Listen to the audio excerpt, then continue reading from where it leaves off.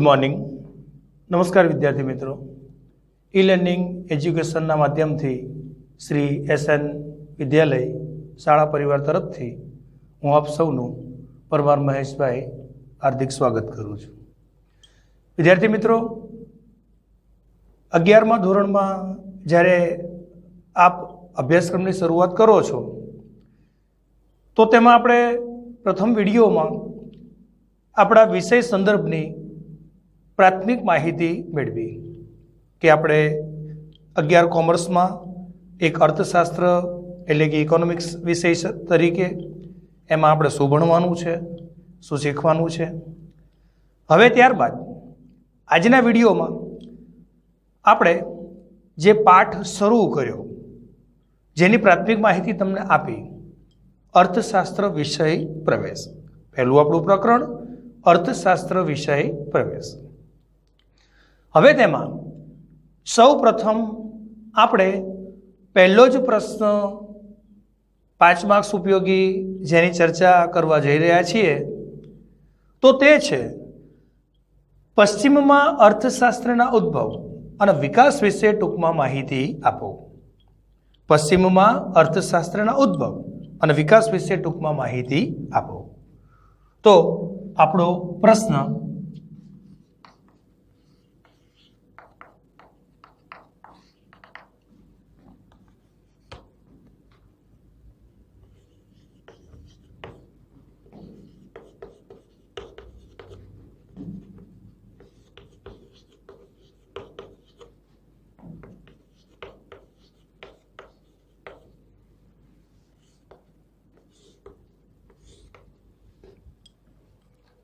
प्रश्न आपणो छे पश्चिममां अर्थशास्त्रना उद्भव अने विकास विषे माहिती आपो।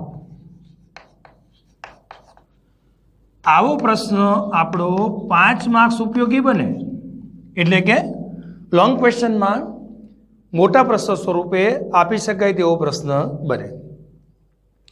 तो हवे आपने थोड़ोक ख्याल आव्यो हशे के पश्चिममां अर्थशास्त्रना उद्भव विषे शुं माहिती छे आमां। तो पश्चिम एटले मित्रों पश्चिमना देशोथी थई गयेला अर्थशास्त्रीओ, पश्चिमना देशोथी जे लोकोए अर्थशास्त्र संदर्भे पोताना मंतव्यो आप्या छे, पोताना पुस्तको आप्या छे, तेना विशेनी अहींया चर्चा छे। आ प्रश्नना संदर्भे आपणे 4 अर्थशास्त्रीओ विषे अहींया माहिती मेळववानी छे। केटला अर्थशास्त्रीओ विषे? 4। पहला ज अर्थशास्त्रीनी आपणे चर्चा करीशुं एडम स्मिथ, बीजा अर्थशास्त्री तरीके मार्शल, त्रीजा अर्थशास्त्री तरीके लायोनेल रॉबिन्स अने चौथा सेम्युएल्सन। 4 अर्थशास्त्रीओ विषे आपणे अहींया माहिती मेळववानी छे। तो चारेयनी माहिती मेळवता पहला अर्थशास्त्र संदर्भे पश्चिममां जे पण कांई विचारो उद्भव्या छे, कया परिबळोए तेमां भाग भजव्यो छे, तेनी पहेला एक टूंकी विगत प्रस्तावना स्वरूपे आपणे नोट करीए छीए, जे आपने PDF में मळेली छे। तो प्रश्नना उत्तरमां सौ प्रथम पहेलो ज आपणे मित्रों पॉइंट नोंधीए छे, समझीए छे।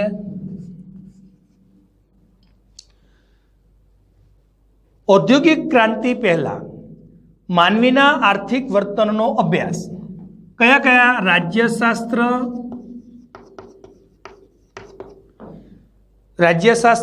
नीतिशास्त्र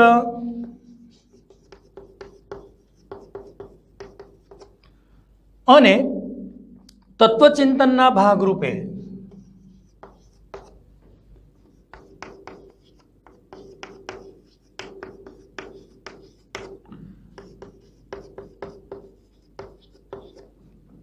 अभ्यास औद्योगिक क्रांति पहला, औद्योगिक क्रांति मित्रों आप जाणो छो, आप शीख्या छो, इंग्लैंड में औद्योगिक क्रांति शुभ शुरुआत थई। उद्योगों में नवीनता आवी, नवी मशीनरीओ शोधावी, नवी टेक्निक आवी, नवी उत्पादन पद्धति मुजब श्रमिकों ने तालीमबद्ध करवा, आ बधी बाबतोने शुं कहीए छे औद्योगिक क्रांति। औद्योगिक क्रांति पहला मानवीना आर्थिक वर्तननो अभ्यास राज्यशास्त्र, नीतिशास्त्र अने तत्वचिंतनना भागरूपे थयो हतो। तो पहलो पॉइंट आपणे आ नोंधीए छे, आ समजो छो।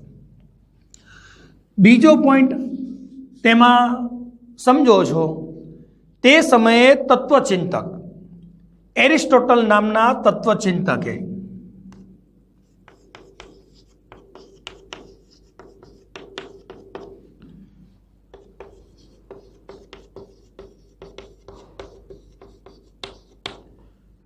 तत्वचिंतक एटले मित्रों आप जाणता हशो फिलोसोफर कि जे पोताना उमदा विचारो आपता होय छे। विचारोना माध्यमथी ते लोको एना संदर्भना खुलासा, एना संदर्भनी माहिती आपता होय छे। ते समये तत्वचिंतक एरिस्टोटले ओइकोनोमिक नामनुं पुस्तक रजू कर्युं।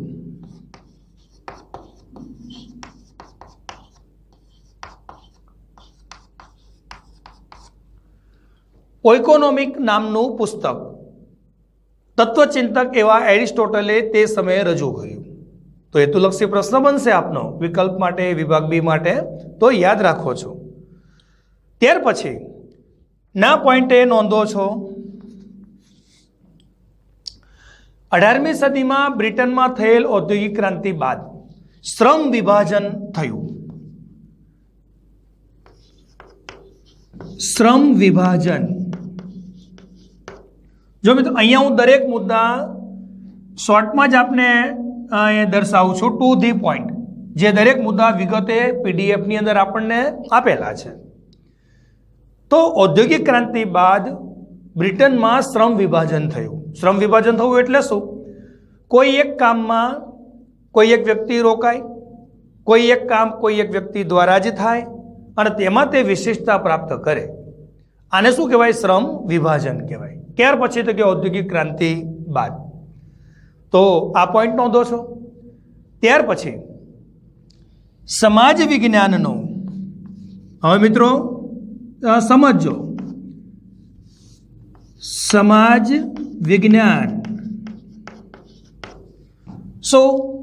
सोशियल साइंस मानवीना वर्तननो, मानवीना जीवनकाळ दरमियाननो जे संपूर्ण अभ्यास छे तेना विशेनी माहिती छे, तेने विज्ञानना दृष्टिकोणथी जोवुं तो ते पण एक विचार उद्भव्यो। आधुनिकता जेम जेम आवे छे तेम समाज विज्ञाननो पण एम के उद्भव थयो अने तेनो वैज्ञानिक ढबे समाज विज्ञाननो वैज्ञानिक ढबे विज्ञानना दृष्टिकोणथी तेनो अभ्यासक्रम शरू थयो, तेना विशेनी माहिती आपवामां आवी। तो आ पॉइंट नोंधो छो।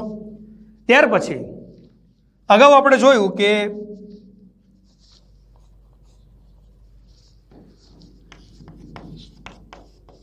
ब्रिटन में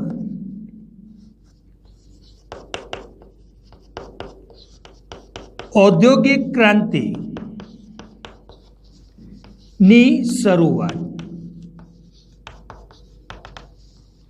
क्या थी? तो के ब्रिटन, ब्रिटिशरों देश ब्रिटन एटले के इंग्लैंड थी औद्योगिक क्रांति नी शुरुआत थई अने एना प्रस्तावना स्वरूपे छेल्ला पॉइंटे नोंधो छो 1776 में Adam स्मिथे, Adam Smith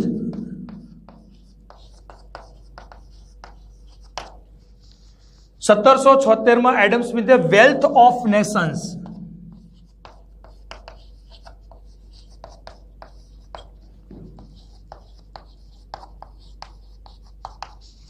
wealth of Nations नामનું પુસ્તક રજૂ કર્યું। એડમ સ્મિથ પશ્ચિમના દેશથી જેણે ઉમદા વિચારો અર્થશાસ્ત્ર સંદર્ભે આપેલા છે મિત્રો, તેમાં તેમને અર્થશાસ્ત્રના પિતા તરીકે ઓળખવામાં આવે છે, કારણ કે એ સમયમાં ઔદ્યોગિક ક્રાંતિ સંદર્ભે ઉમદા વિચારો એડમ સ્મિથ રજૂ કરે છે, માનવ વર્તનનો વૈજ્ઞાનિક ઢબે તે અભ્યાસ કરે છે, સમગ્ર માનવ જગતને આર્થિક દ્રષ્ટિકોણથી વિકાસ તરફ આગળ કેમ લઈ જવું તેના વિશેના ઉમદા વિચારો આપેલા છે. તો પ્રશ્નની શરૂઆતમાં ઉત્તર સ્વરૂપે આ પોઈન્ટ પહેલાં નોંધીએ છીએ, જે તમને અહીંયા ટૂંકાક્ષરી રીતે દર્શાવ્યા છે. આ દરેકે દરેક પોઈન્ટ પ્રશ્નનો સ્વરૂપે આપની પીડીએફમાં આપણને મળેલા છે. આને સરસ રીતે તમારે નોટ કરવાના છે, સમજવાના છે અને આગળ વધવાનું છે. હવે ત્યારબાદ સૌ પ્રથમ આપણે પહેલા જ અર્થશાસ્ત્રી વિશે વાત કરીએ છીએ, એડમ સ્મિથ વિશે. એડમ સ્મિથના મતે અર્થશાસ્ત્રની વ્યાખ્યા. તો હવે આપણે જોઈએ છે એડમ સ્મિથ વિશે.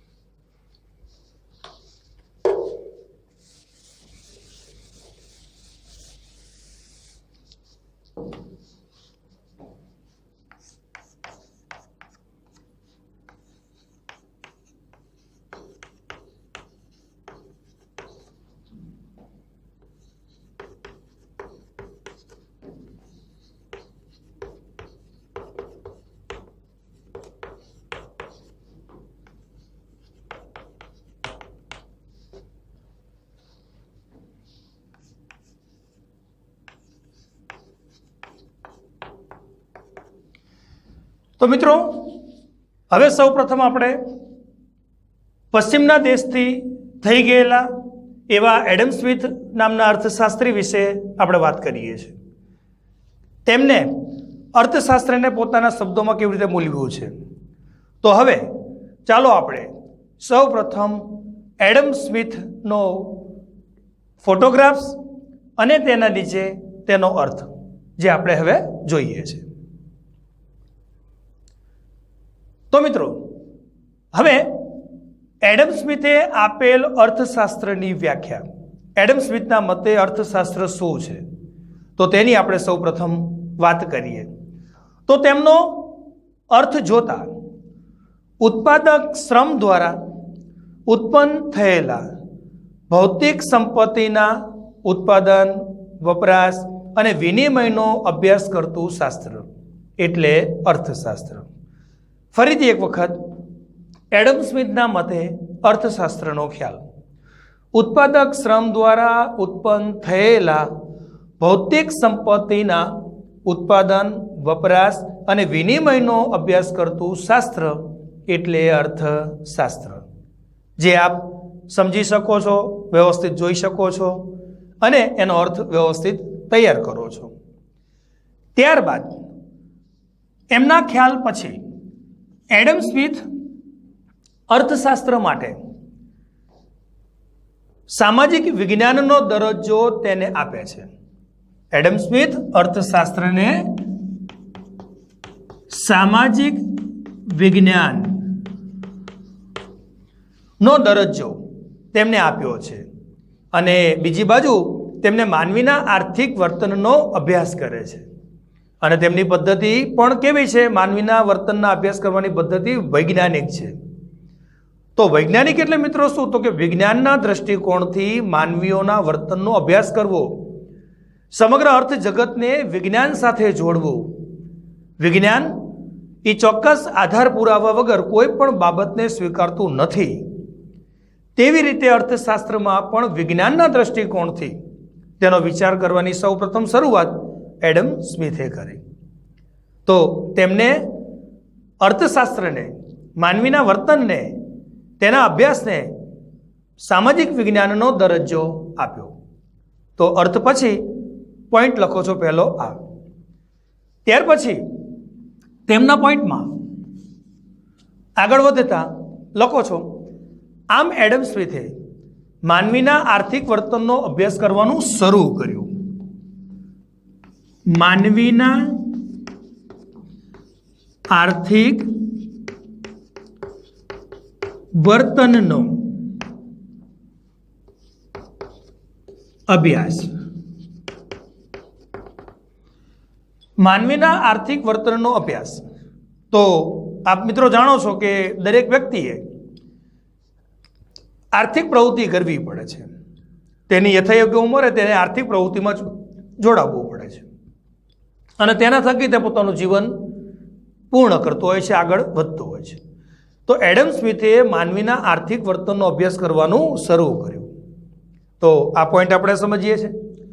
ત્યારબાદ એડમ સ્મિથે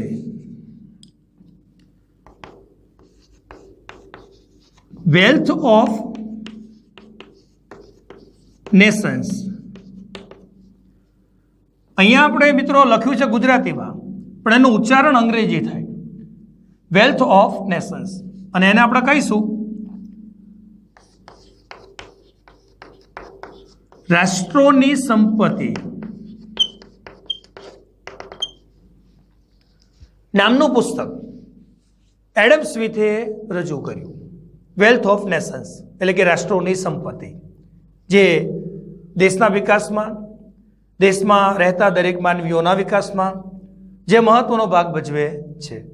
તો વેલ્થ ઓફ નેશન્સ, રાષ્ટ્રોની સંપત્તિ, એ પુસ્તક તેમને રજૂ કરે છે અને તેમાં માનવીના કલ્યાણ સંદર્ભે, તેના વિજ્ઞાનના દ્રષ્ટિકોણથી અભ્યાસ કરવા સંદર્ભે ખૂબ ઉમદા વિચારો આપેલા છે.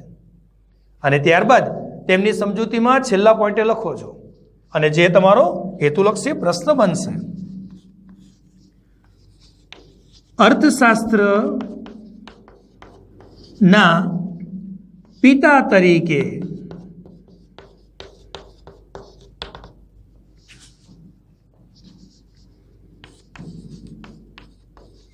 Adam Smith.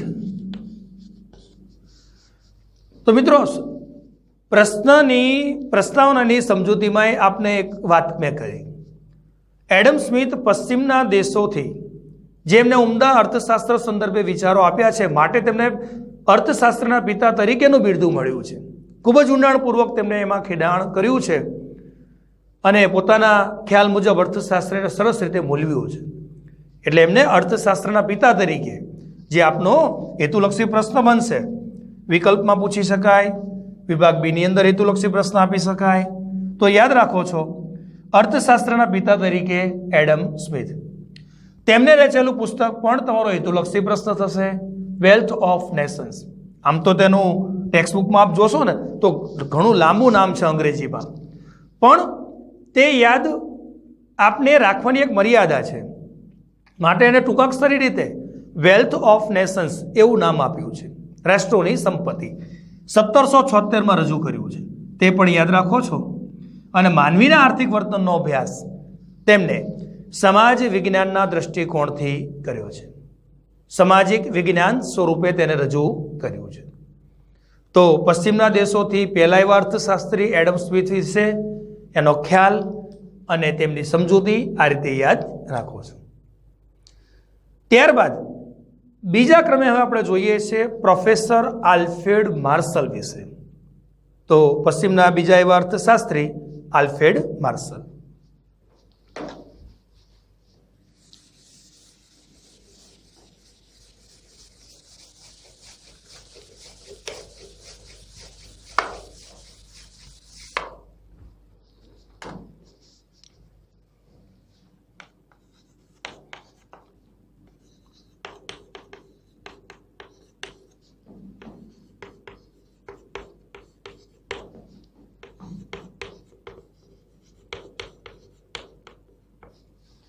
Professor Alfred Marshall. તો અહીંયા પણ મિત્રો સૌ પ્રથમ હવે આપણે ડિસ્પ્લે ઉપર એમનો ફોટોગ્રાફ્સ અને એની નીચે એમનો અર્થ આપણે જોઈએ છે. તો ચાલો બોર્ડ ઉપર જો આપ પ્રોફેસર આલ્ફ્રેડ માર્શલ અને તેના નીચે તેમને આપેલો ખ્યાલ. તો માર્શલના મતે અર્થશાસ્ત્ર શું છે? તેમનો અર્થશાસ્ત્ર માનવીની રોજિંદી જિંદગીના આર્થિક વ્યવહારનો અભ્યાસ કરે છે, જ્યાં તે ભૌતિક ચીજવસ્તુઓના વપરાશની સુખાકારી મેળવે છે. ફરીથી એક વખત મિત્રો, અર્થશાસ્ત્ર માનવીની રોજિંદી જિંદગીના આર્થિક વ્યવહારનો અભ્યાસ કરે છે, જ્યાં તે ભૌતિક ચીજવસ્તુના વપરાશની સુખાકારી મેળવે છે. માનવીના આર્થિક વર્તનનો અભ્યાસ માનવીની રોજિંદી જે આર્થિક જિંદગી છે, કમાણી કરવી, પૈસા મેળવવા, તે પૈસાથી તે નાણાંથી આપણું જીવન ચલાવવું, જરૂરિયાતો પૂરી કરવી, આ માનવીનું વર્તન છે, આ માનવીનું આર્થિક વર્તન છે. અને તેના થકી તે ભૌતિક ચીજવસ્તુઓ સુખાકારીની વપરાશની ચીજવસ્તુઓ મેળવે છે. તો માર્શલના મતે અર્થશાસ્ત્રનો ખ્યાલ. ફરીથી એક વખત, અર્થશાસ્ત્ર માનવીની રોજિંદી જિંદગીના આર્થિક વ્યવહારનો અભ્યાસ કરે છે, જ્યાં તે ભૌતિક ચીજવસ્તુના વપરાશથી સુખાકારી મેળવે છે. તો બરોબર તેમની વ્યાખ્યા સમજવાની છે અને તૈયાર કરવાની છે. ત્યારબાદ તેમના ખ્યાલ પછી બીજા પોઈન્ટમાં સમજૂતીમાં લખો છો, 1890માં આલ્ફ્રેડ માર્શલે પોતાનું પુસ્તક 1890 માર્શલ રચિત પુસ્તક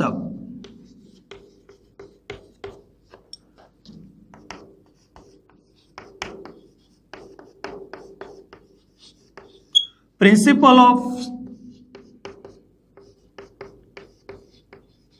ઇકોનોમિક્સ, પ્રિન્સિપલ્સ ઓફ ઇકોનોમિક્સ આ યાદ રાખો છો. માર્શલે રચેલ પુસ્તક પ્રિન્સિપલ ઓફ ઇકોનોમિક્સ 1890માં તેમણે રજૂ કર્યું અને તેમાં તેમને આ ઉમદા વ્યાખ્યા આપણને આપેલી છે. 1890 માર્શલ રચિત પુસ્તક પ્રિન્સિપલ ઓફ ઇકોનોમિક્સ. તો અર્થ પછી બીજા પોઈન્ટ આપ આ નોંધો છો, આ સમજો છો. ત્યાર પછીના પોઈન્ટે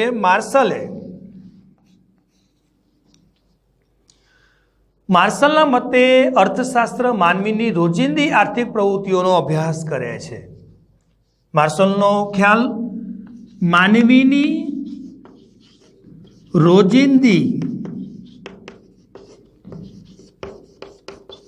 જિંદગી નો અભ્યાસ માનવીની રોજિંદી જિંદગીનો અભ્યાસ. તો અહીંયા મિત્રો લાંબા ગાળે તમે જોશો ને વિચારશો ને તો કે ભાઈ માનવીનું જે મેઇન હેતુ છે, એનો પર્પઝ છે શું, તો કે આર્થિક કમાણીનો અને તેના થકી પોતાનું જીવન ચલાવવાનું. તો તે જ અહીંયા પણ થાય છે. આર્થિક પ્રવૃત્તિઓ માનવીના આર્થિક વર્તનનો તે અભ્યાસ કરે છે. ત્યાર પછી ના પોઈન્ટે આપ નોંધો છો, માનવી ભૌતિક ચીજવસ્તુઓના વપરાશની સુખાકારી મેળવવાનો કેવી રીતે પ્રયત્ન કરે છે તેનું વિશ્લેષણ કરે છે. માનવી ભૌતિક સંપત્તિ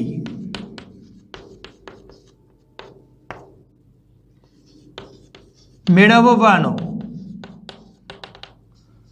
ભૌતિક સંપત્તિ એક યા બીજી રીતે આપણા જીવનમાં વપરાશમાં લેવાતી ચીજ વસ્તુઓ કે સેવાઓ ભૌતિક કે અભૌતિક સ્વરૂપે જેનો આપણે વપરાશ કરીને આપણું જીવન ચલાવીએ છીએ, તે ભૌતિક સંપત્તિના સાધનોનો વપરાશ માનવી કેવી રીતે કરે છે, તેને કેવી રીતે ઊભા કરે છે અને પોતાના જીવન વિકાસમાં તેને કેવી રીતે કામે લગાડે છે. આ બાબતનો અભ્યાસ આલ્ફ્રેડ માર્શલનું અર્થશાસ્ત્ર કરે છે. માનવીની ભૌતિક સંપત્તિના વપરાશની સુખાકારી કેવી રીતે મેળવે છે તેનો ખ્યાલ માર્શલ આપે છે. ત્યાર પછી ના પોઈન્ટે આપ લખો છો, તેની પછી માર્શલ માત્ર ભૌતિક અને માપી શકાય તેવી વસ્તુઓના જ વપરાશની વાત કરે છે, તેથી તે ટીકાપાત્ર બની છે. માત્ર ભૌતિક અને માપી શકાય તેવી વસ્તુઓ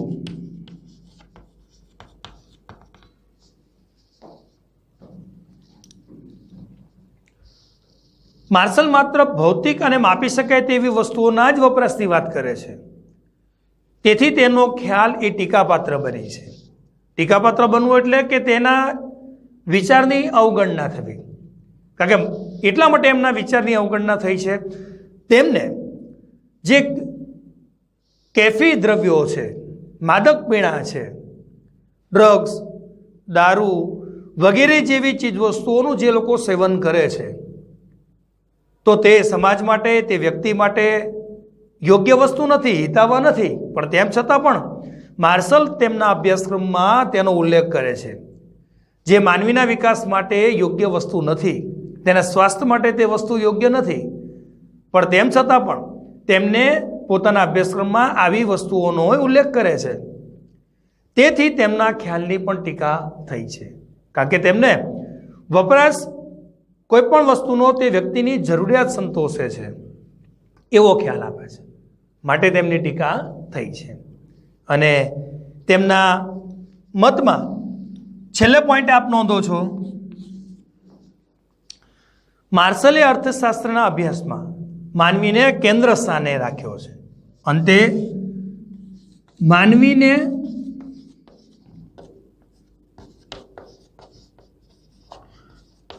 કેન્દ્ર સ્થાને રાખ્યો છે. બરાબર, છેલ્લા પોઈન્ટમાં માર્શલના મત મુજબ આ નોંધો છો, તે બાબત અગત્યની છે. માર્શલે અર્થશાસ્ત્રના અભ્યાસમાં માનવીને કેન્દ્ર સ્થાને રાખ્યો છે, તો તે બાબત અગત્યની છે. તો એવા બીજા અર્થશાસ્ત્રી વિશેનો ખ્યાલ પશ્ચિમના દેશથી પ્રોફેસર આલ્ફ્રેડ માર્શલ. તો અહીંયા પણ મિત્રો તેમનો ખ્યાલ, તેમને આપેલું પુસ્તક, તેમના ખ્યાલ પ્રમાણે અર્થશાસ્ત્રનો અર્થ, માનવીની રોજિંદી જિંદગીનો આર્થિક અભ્યાસ 1890, માર્શલના મતે રચાયેલું પુસ્તક પ્રિન્સિપલ ઇકોનોમિક્સ, તેમાં આપેલો ખ્યાલ અને ભૌતિક સંપત્તિ મેળવવાનો જ માત્ર માનવીનો પ્રયત્ન. તો તે અંશે માર્શલના ખ્યાલની ટીકા પણ થયેલી છે. પણ છેવટે માર્શલ માનવીને કેન્દ્ર સ્થાને મૂકે છે, તે એમની બાબત અગત્યની છે. અને હવે ત્યાર પછી ત્રીજા ક્રમે આપણે જોઈએ છે પ્રોફેસર લાયોનેલ રોબિન્સ વિશે. તો પશ્ચિમના એવા ત્રીજા અર્થશાસ્ત્રી પ્રોફેસર લાયોનેલ રોબિન્સ.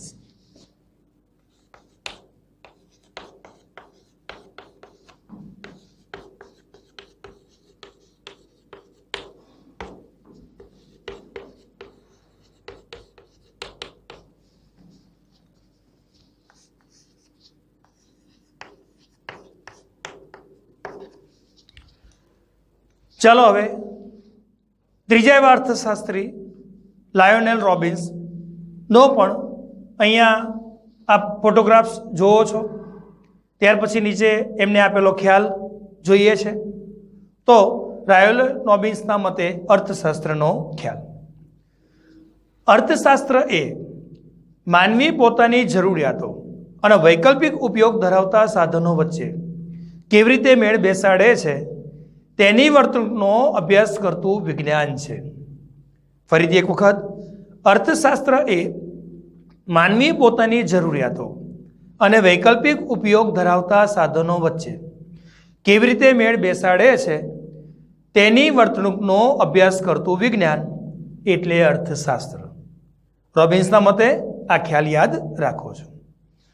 ત્યાર પછી બીજા પોઈન્ટે એમને આપેલા ખ્યાલ મુજબ 1931માં તેમને એક પુસ્તક રચ્યું જેનું નામ છે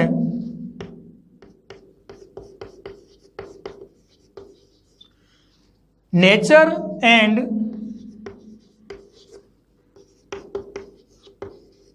સિગ્નિફિકન્સ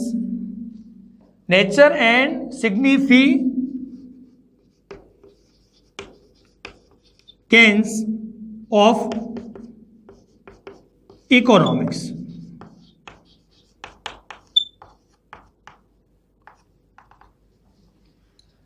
ઓગણીસો 31માં રોબિન્સે આપેલું પુસ્તક નેચર એન્ડ સિગ્નિફિકન્સ ઇકોનોમિક્સમાં પોતાનો ખ્યાલ આપેલો છે, પોતાની વ્યાખ્યા આપેલી છે. તો હેતુલક્ષી પ્રશ્ન સ્વરૂપે રોબિન્સે આપેલું પુસ્તક, તેની સાલ તે યાદ રાખો છો.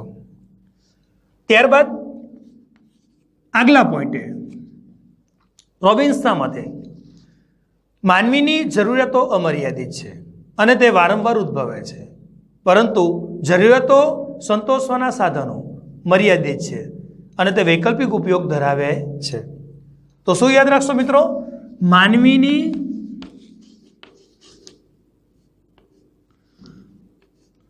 અમર્યાદિત જરૂરિયાતો, માનવીની અમર્યાદિત જરૂરિયાતો અને તેને સંતોષવાના સાધનો મર્યાદિત છે. આજે આપ સૌ જાણો છો કે આપણી જરૂરિયાતો અગણિત છે અને તેને સંતોષવાના સાધનો મર્યાદિત છે. તો આ બંને વચ્ચે કેવી રીતે તાલમેલ બેસાડવો તેનો અભ્યાસ રોબિન્સ કરે છે. ત્યાર પછી આગલા પોઈન્ટમાં આપ લખો છો, એને નોંધો અને સમજો છો. રોબિન્સે અર્થશાસ્ત્રને વાસ્તવલક્ષી વિજ્ઞાન તરીકે, કેવા વિજ્ઞાનનો દરજ્જો? વાસ્તવલક્ષી વિજ્ઞાન, હકીકતનું વિજ્ઞાન, હકીકતનું અર્થશાસ્ત્ર, રિયલ સાયન્સ, એવો દરજ્જો અર્થશાસ્ત્રને પોતાના ખ્યાલ મુજબ આપે છે. વાસ્તવલક્ષી વિજ્ઞાન તરીકે તે અર્થશાસ્ત્રને રજૂ કરે છે. અને તેમની સમજૂતીના પોઈન્ટમાં છેલ્લે લખો છો આપ, તે માનવીના આર્થિક વર્તનનો અભ્યાસ કરતું શાસ્ત્ર છે. માનવીના આર્થિક વર્તનનો અભ્યાસ કરતું શાસ્ત્ર છે. તો અહીંયા મિત્રો એક યા બીજી રીતે લાંબા ગાળે આપ સમજો છો કે માનવીના આર્થિક વર્તનનો જ અભ્યાસ વિજ્ઞાનના દ્રષ્ટિકોણથી, વાસ્તવલક્ષી વિજ્ઞાનના દ્રષ્ટિકોણથી આપેલો છે. તો પશ્ચિમના એવા ત્રીજા અર્થશાસ્ત્રી પ્રોફેસર લાયોનેલ રોબિન્સ. અને હવે ચોથા એટલે કે છેલ્લા ક્રમે આપણે જોઈએ છે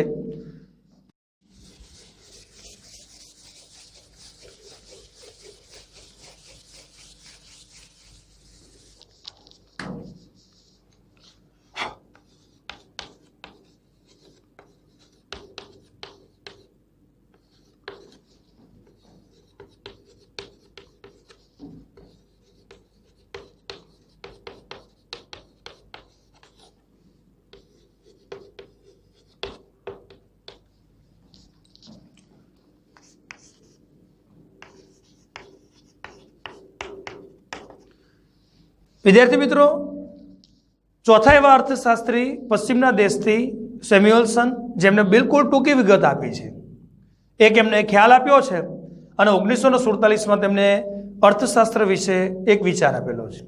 તો ચાલો હવે આપણે ડિસ્પ્લે ઉપર સેમ્યુઅલ્સનનો ફોટોગ્રાફ્સ અને ત્યારબાદ એનો નીચે અર્થ જોઈએ છે. તો તેમનો અર્થ જોતા સમાજ કેવી રીતે અછતવાળા સાધનો દ્વારા જરૂરિયાતોનું ઉત્પાદન કરી જુદા જુદા લોકો વચ્ચે વહેંચે છે, તેનો અભ્યાસ કરતું શાસ્ત્ર એટલે અર્થશાસ્ત્ર. ફરીથી એક વખત સેમ્યુઅલ્સનના મતે ખ્યાલ, સમાજ કેવી રીતે અછતવાળા સાધનો દ્વારા જરૂરિયાતોનું ઉત્પાદન કરી જુદા જુદા લોકો વચ્ચે વહેંચે છે, તેનો અભ્યાસ કરતું શાસ્ત્ર એટલે અર્થશાસ્ત્ર. તો સેમ્યુઅલ્સનના મતે આ અર્થ યાદ રાખો છો. અને તેમની સમજૂતીમાં એમને બીજો પોઈન્ટ 1947માં એટલે કે આપણા ભારતના આઝાદીના વર્ષોમાં સમાજની પસંદગી અને તેની વહેંચણી, સમાજની પસંદગી અને વહેંચણી.